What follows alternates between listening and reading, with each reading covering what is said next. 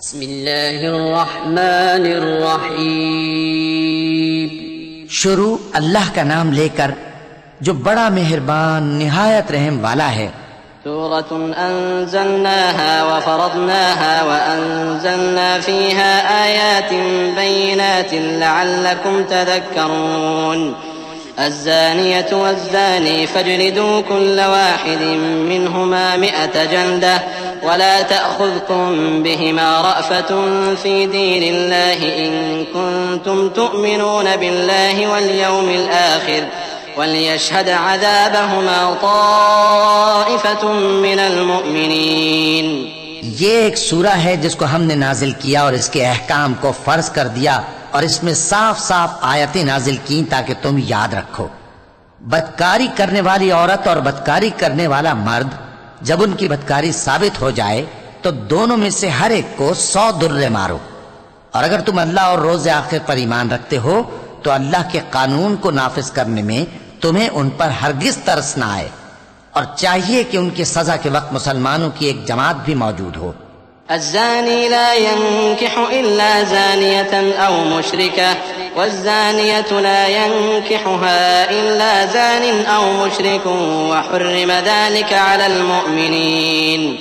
والذين يرمون المحصنات ثم لم يأتوا ب4 شهداء فاجلدوهم 80 جلدة ولا تقبلوا لهم شهادة أبدا وأولئك هم الفاسقون. إلا الذين تابوا من بعد ذلك وأصلحوا فإن الله غفور رحيم. بدکار مرد تو بدکار یا مشرک عورت کے سوا کسی سے نکاح نہیں کرتا، اور بدکار عورت کو بھی بدکار یا مشرک مرد کے سوا اور کوئی نکاح میں نہیں لاتا. اور یہ یعنی بدکار عورت سے نکاح کرنا مومنوں پر حرام ہے.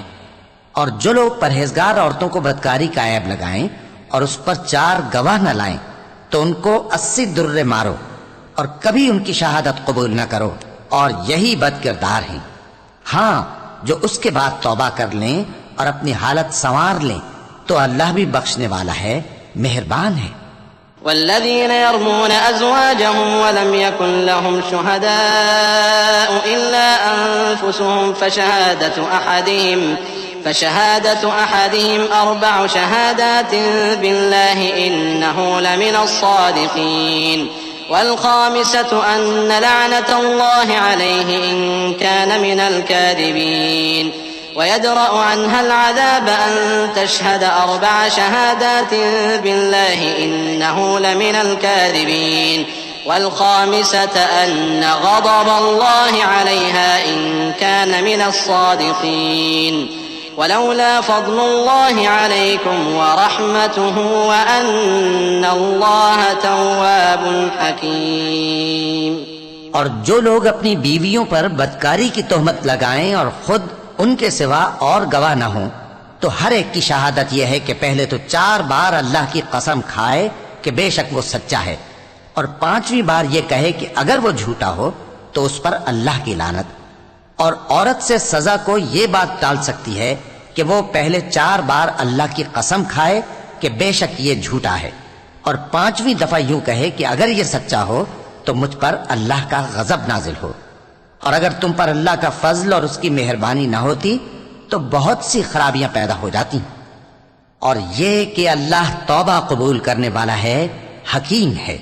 إن الذين جاءوا بالإفك عصبة منكم لا تحسبوه شرا لكم بل هو خير لكم لكل امرئ منهم ما اكتسب من الإثم والذي تولى كبره منهم له عذاب عظيم.